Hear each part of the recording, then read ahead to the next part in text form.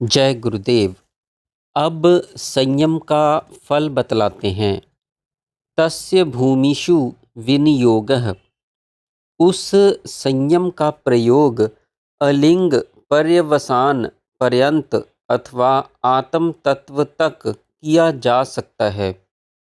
भूमि का अर्थ चित्त की विभिन्न भूमिकाएं हैं तथा विनियोग का अर्थ चित्त वृत्ति को किसी पर एकाग्र करना, लगा देना, टिका देना या प्रयोग करना है। संयम की स्थिति प्राप्त हो जाने पर चित्त वृत्ति की इच्छा के अनुरूप स्थूल, सूक्ष्म अथवा आत्म तत्व पर कहीं भी प्रयोग किया जा सकता है। छोटे से छोटे परमाणु से लेकर स्थूल से स्थूल पदार्थ तक, फिर अव्यक्त प्रकृति तक अनेक भूमिकाएं हैं। ध्येय विषय है। किसी को भी इच्छानुसार ध्येय बनाया जा सकता है। दृश्य अदृश्य प्रकृति से हटकर आत्म तत्व के अभिमुख भी हुआ जा सकता है। यह तो साधक के ऊपर है कि वह संयम का प्रयोग किस दिशा में करना चाहता है, सिद्धियां प्राप्त करने के लिए अथवा आत्म दर्शन लाभ के लिए। योग दर्शन में दोनों प्रकार के प्रयोगों का वर्णन कर दिया गया है।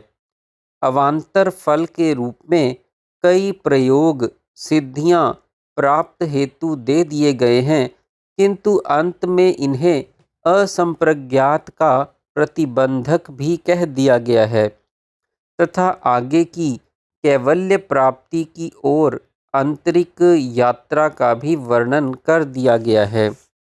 योग दर्शन का मुख्य प्राप्तव्य कैवल्य ही है। यदि साधक चाहे तो कभी अपनी स्थिति को देखने के लिए भले ही विभिन्न ध्येय विषयों पर एकाग्रता करके चित्त स्थिति का अवलोकन कर सकता है, किंतु इसमें भी सिद्धियों के प्रकट होने तथा उनमें आसक्त हो जाने का भय तो है ही। यहाँ साधक को अत्यंत सावधानी की आवश्यकता है। सूत्र त्रयम् अंतरंगः पूर्वेभ्यः। पूर्व कथित पांचों बहिरंग साधन यम, नियम, आसन, प्राणायाम, प्रत्याहार की अपेक्षा से ये तीनों धारणा, ध्यान, समाधि अंतरंग हैं। पहले कहे गए पांचों अंग केवल मन को निर्मल बनाकर अंतर्मुखी करने के लिए हैं। उनका योग की पूर्व तैयारी में पूरा सहयोग है। सच पूछा जाए तो उन पांचों अंगों के बिना योग संभव ही नहीं, किंतु फिर भी योग के साथ उनका सीधा संबंध नहीं है।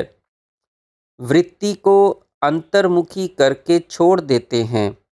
प्रत्याहार एक प्रकार से त्रिशंकु की स्थिति में साधक को लाकर खड़ा कर देता है, जहाँ वह जगत से तो कट जाता है, किंतु मन वृत्ति को टिकाने के लिए उसे कोई विषय उपलब्ध नहीं होता।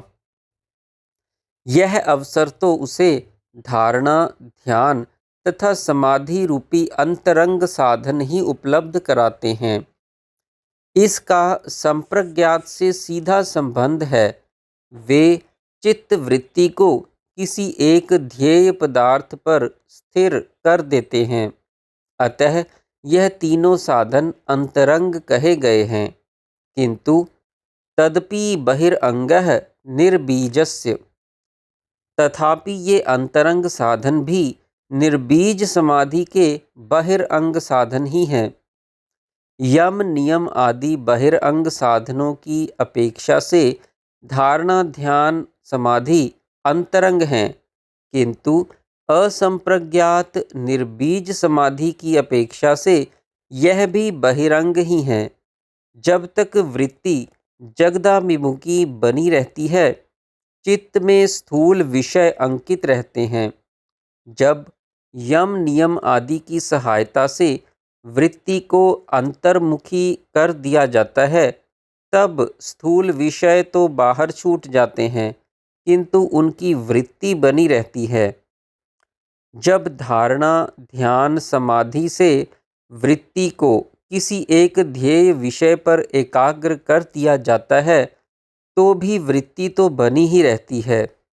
यह वृत्ति ही जगत के संस्कारों का बीज है। वृत्ति निरोध तक यह बीज बना रहता है। संप्रज्ञात समाधि बीज सहित होती है, अर्थात पूर्णतया वृत्ति निरोध नहीं होता। असंप्रज्ञात में वृत्ति पूर्णतया विलीन हो जाती है, इसलिए वह निर्बीज कही जाती है। अतः संप्रज्ञात बहिर्साधनों की अपेक्षा अंतरंग तथा असंप्रज्ञात की अपेक्षा बहिरंग हैं। जय गुरुदेव।